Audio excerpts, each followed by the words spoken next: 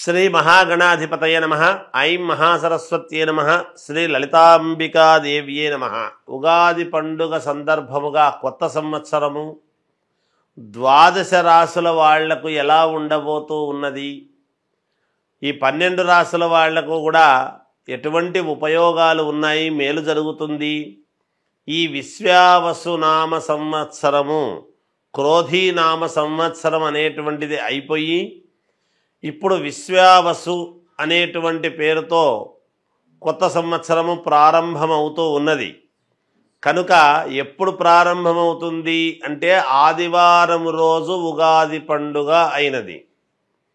చూడండి, ఆదివారము అయ్యింది అంటే ఎప్పుడైనా మనకేమిటి అంటే ఏ వారం అయితే అవుతుందో ఆ వారానికి అధిపతి రాజు అవుతాడు. అందువలన సూర్యుడు రాజు అయినాడు. ఈసారి ఇక్కడ సూర్యుడు రాజైనాడు అని అనంగానే ప్రతి వాళ్ళ జీవితంలో కూడా రవి అంటే సూర్యుడు ఉన్నతమైనటువంటి స్థితిలో ఎవరెవరి జాతకాల్లో అయితే ఉంటాడో వాళ్లకు అద్భుతమైనటువంటి ప్రకాశాన్ని ఇస్తాడు, ఆరోగ్యాన్ని ఇస్తాడు. మామూలుగా గ్రహాలకు రాజు రవి మనకు తెలిసినటువంటిదే. కానీ ఎవరెవరి జాతకాల్లో అయితే సూర్యుడు అనుకూలవంతముగా ఉంటాడో వాళ్లను ఒక ఉన్నతమైనటువంటి స్థితికి తీసుకువెళ్ళటం అనేటువంటిది జరుగుతుందిగాక. కాబట్టి ఇవి రాసులు అని చెప్పటం అనేటువంటిది సామాన్యముగా ప్రతిసారి చెప్పినట్టుగానే చెబుతాం. ఎవరు ఆందోళన చెందాల్సినటువంటి పనేమీ లేదు. నిజానికి అందరికీ అద్భుతముగానే ఉంటుంది. చిన్న చిన్న ఏవో దోషాలు అవి ఇవి ఉంటే కాస్త పరిహారాలు అనేటువంటివి సర్వ సామాన్యమైనటువంటి విషయమే కదా. అందువలన ఎవరెవరైతే వాళ్ళ లగ్నాన్ని బట్టి, ముందు లగ్నం అనేటువంటిది చాలా అవసరం. ఎప్పుడు కూడా ఏ లగ్నములో పుట్టాము, లగ్నానికి ద్వితీయంలో ఎటువంటి గ్రహాలు ఉన్నాయి, ఇవన్నీ కూడా చాలా చూసుకోవాల్సినటువంటి అవసరం ఏర్పడుతుంది. అందువలన ఈ విశ్వావసునామ సంవత్సరము కొత్త సంవత్సరము సందర్భముగా 12 రాసుల వాళ్లకు ఒక్కసారి ఎలా ఉంది ఏమిటి అనేటువంటి విషయాన్ని ఇప్పుడు మనం తెలుసుకోబోతూ ఉన్నాము. తులారాశి వారికి ఈ ఉగాది పండుగ నుండి మళ్ళీ వచ్చే ఉగాది పండుగ వరకు కూడా ఎలా ఉంది అంటే బాగుంది, అనుకూలవంతముగా ఉంది అనేటువంటిది చెప్తున్నాను. యోగదాయకముగా కూడా ఉంటుంది గాక. ఏమీ అధైర్యపడాల్సిన పనేం లేదు. ఆదాయం 11, వ్యయం 8, రాజపూజ్యత 2, అగౌరవము 2 ఇక్కడ సమానముగా ఉన్నాయి. కానీ ఈ తులారాశి వారికి చాలా మంచి యోగాలు ఉండబోతున్నాయి. ఈ సంవత్సరము అద్భుతమైనటువంటి యోగాలు ఉండబోతున్నాయి. ఆకస్మిక ధనలాభం ఏదో రూపకముగా వస్తుంది. ఎలా వస్తుంది అని చెప్పడానికి లేదు, 3 సార్లు వస్తుంది అలా ఆకస్మిక ధనలాభం ఈ సంవత్సరం. వీళ్లకు అన్ని అనుకూలతలు, అన్ని రంగాలలోనూ అనుకూలతలు బాగా పెరుగుతాయి. గతములో మీ శ్రమకు ఎంత శ్రమపడి ఉంటారో, ఎన్ని ఇబ్బందులు పడి ఉంటారో, ఎవరికైనా డబ్బులు ఇచ్చి పోగొట్టుకున్న వాళ్ళైనా మనకు రాలేదే అనే సమయానికి వచ్చింటే బాగుండునే అని అనుకునేటువంటి వాళ్ళకైనా ఈ సంవత్సరము అవన్నీ తిరిగి రావడం జరుగుతుంది గాక.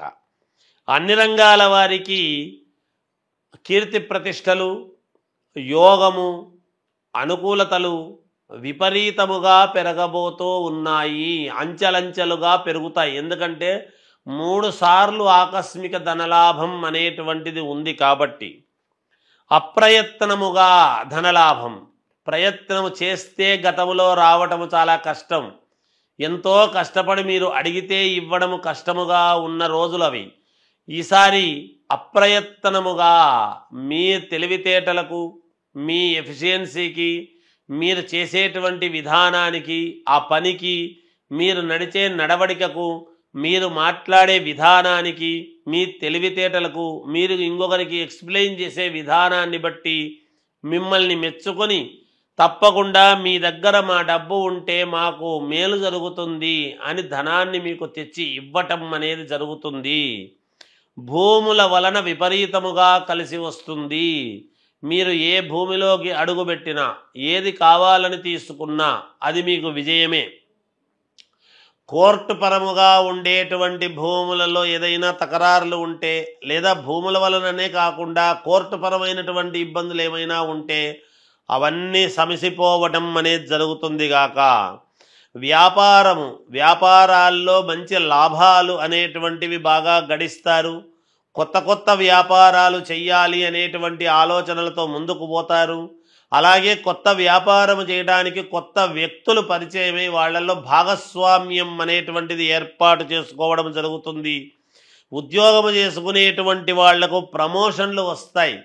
ప్రమోషన్లు వచ్చి డబ్బులు పెంచటము, లాభాలు రావటం ఉంటుంది. వాహనాలు కొంటారు. ఈ సంవత్సరం కొత్త వాహనం కొనడం అనేది జరుగుతుంది. సంతానము ఉండేటువంటి వాళ్లకు సంతానము యోగము, వాళ్ళకి ఏదైనా మంచి జరగటము, లేదా సంతానము లేని వాళ్లకు ఈ సంవత్సరం సంతానము కలగడం జరుగుతుంది. కొత్తగా ఉద్యోగ ప్రయత్నాలు చేసేటువంటి వాళ్లకు ఉద్యోగాలు వస్తాయి తప్పకుండా. అసలు వ్యాపారాలు చేయాలి అనేటువంటి దాంట్లో కూడా కొత్త కొత్త ప్రయత్నాలు, ప్రయోగాలు కనుక్కుంటారు గాక. మీరు పట్టుదలతో సాధిస్తారు. ఏదో అయిపోయింది లేని గతంలో చాలా విసుగొచ్చి ఏదో వదిలేద్దాం ఎందుకు లేబ్బా అని అనుకొని ఉంటారు గతంలో. ఇప్పుడు అట్లా కాదు. ఇప్పుడు నేను చేయకపోతే ఇంక జీవితంలో చేయలేను, నాకు అవకాశం అంది వచ్చింది అని మీ బుద్ధికి పదును పెట్టి, మీ తెలివితేటలకు పదును పెట్టి, చిన్న ఇది దొరికితే చాలు నాకు దొరికిందని దాన్ని లాగేస్తారు. తద్వారా మేలు జరుగుతుంది. ఐఏఎస్, ఐపీఎస్ ఆఫీసర్లకు చాలా యోగదాయకముగా ఉన్నది. అన్ని రంగాల కలిసి వచ్చేటువంటి విధానముతో ఉన్నది.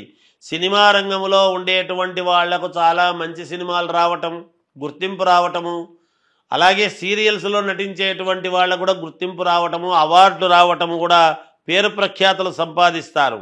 రాజకీయ రంగంలో ఉండేటువంటి వాళ్లకు పదవులతో యోగవంతముగా ఒక వెలుగు వెలిగేటువంటి పరిస్థితి ఉన్నది. విద్యార్థులకు చాలా యోగదాయకముగా ఉన్నది. మంచి మెడల్స్ సాధిస్తారు. అలాగే రైతులకు చాలా యోగదాయకముగా ఉన్నది. ఈ రాశి వాళ్లకు అద్భుతముగా కలిసి వస్తూ ఉన్నది. ఈ సంవత్సరం ఈ రాశి వాళ్ళు ఒక వెలుగు వెలిగేటువంటి పరిస్థితి ఉన్నది. ఆషామాషిగా లేదు.